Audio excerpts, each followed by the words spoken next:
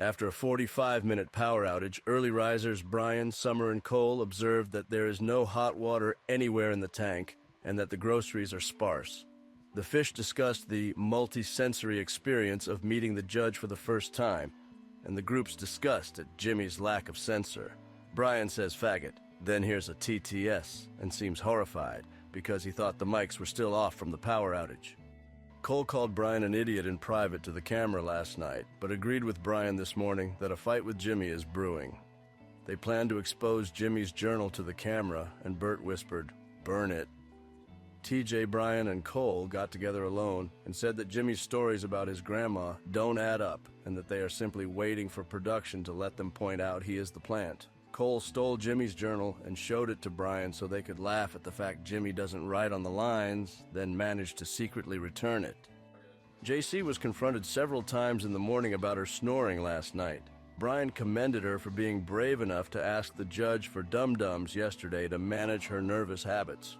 Later on, JC tells the other fish that she was disturbed by her conversation with the judge, but her description of the interview makes them all laugh instead.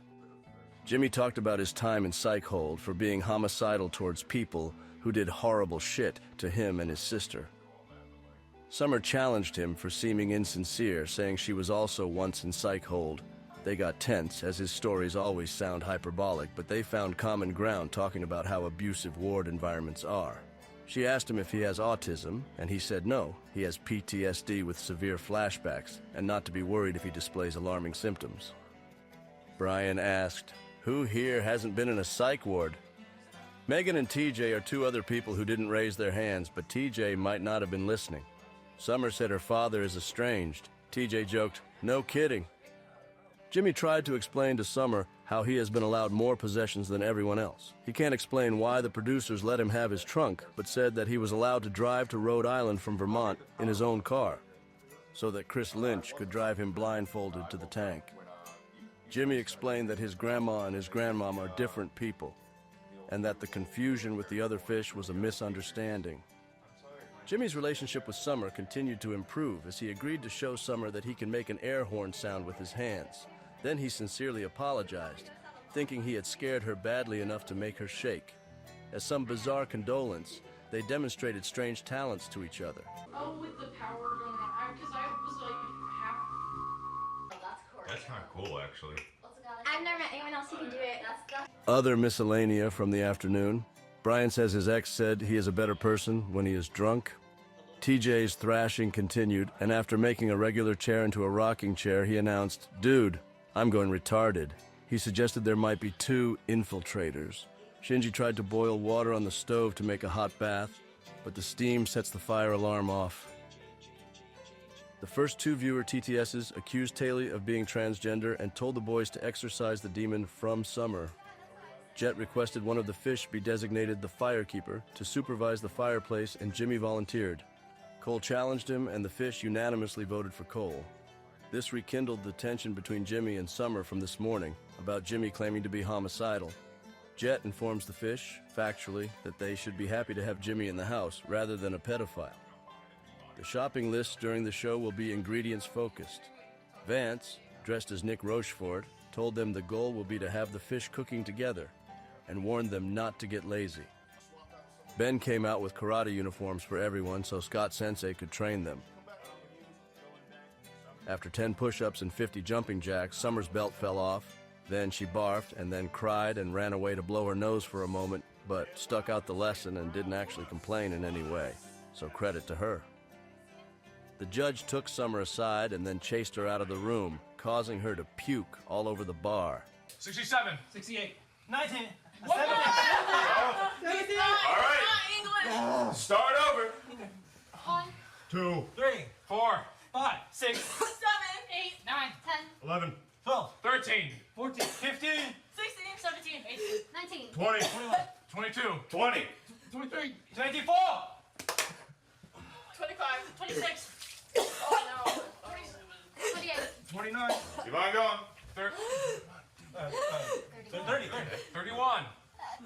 The judge called Cole and Jimmy aside in turn and egged them on. The judge told Brian to tell Jimmy to stop talking about getting raped because it's scaring the girls. Lastly, He called Trisha aside and told her that if she can make Brian kiss her, she can win $1,000, as long as the lawyers permit it. He said to watch out for Jimmy because Jimmy might strangle her like a retard. So he would be like this, and he'd think he's playing with a toy. And he'd go, me! Me! The judge called everyone out together, and they unanimously accused Jimmy of being the infiltrator. Cole and Jimmy argued, and Cole relented and said he was put up to accusing Jimmy. Well, okay, why did they believe me? And I didn't even come up with it first. It was, Taylor. Hey guys, let me take some black and whites. Hey guys, I think I hope I mean, look, dude, it's nothing personal. Before dinner, Jimmy cleaned the remaining puke off the bar for Summer. Meanwhile, Jet took Cole, Tay, and JC aside and told them to figure out who the actual infiltrator is, because it isn't Jimmy. Jimmy dressed down from his period clothes. Ben asked the fish and audience if it's okay that he wears period incorrect clothes. The audience voted no. Jet told Brian that he has the most support of any male fish. Gold Striker and Ben took Trisha aside and said they were expecting Summer to be more hot. And Trisha replied, "I thought she was going to be another Letty." Brian inadvertently prompted Jimmy to explain a disturbing story of what happened during his first arrest. Jimmy said he was put on saffrice at the mental health facility, which caused him to have a reaction where he punched holes in a wall, leading to the police arresting him and putting him in solitary. Brian apologized for pressing him after telling him not to talk about his past. The fish gather around the fireplace and are told that whoever has the most interesting life story will win $1,000. Jimmy won his round for talking about getting suspended in elementary school and stealing copper from abandoned buildings. Brian lost to Cole's objectively boring story after talking about having had 3 friends die of fentanyl and partying too hard in college. Summer and JC both cry, telling their stories about getting canceled by friends in high school, but Summer wins. After a stern warning from Sam to be more interesting, Megan's story of harassing people on Roblox defeats Tay through a mostly ironic vote result. Shinji knocked out Summer from the winner's bracket after he talked about having an extreme libido in high school and how he got an unnamed, known-to-us part-time job to buy virtual reality games. Trisha lost because Ben told a story that was better than hers in every way, and definitely not just her same story from her ex-husband's perspective. Jet moved the 4 storytime winners, Megan, Jimmy, Shinji, and Cole, into B3 together. Cole told Megan that the producers told him he is the detective, and that he plans to accuse Brian of being the infiltrator. Megan and Cole said Summer will leave next. Jimmy showed Shinji that he trusts him by showing him how to make feedback through the whole house using the intercom, and formed an informal alliance against JC. Jimmy thinks TJ is the plant because he recognized Airsoft in Betty's painting and thinks his stuttering is an act. Multiple fish stay up extremely late. Their conversations, I think, will fit better in the next video. More frantic, like a retarded serial killer.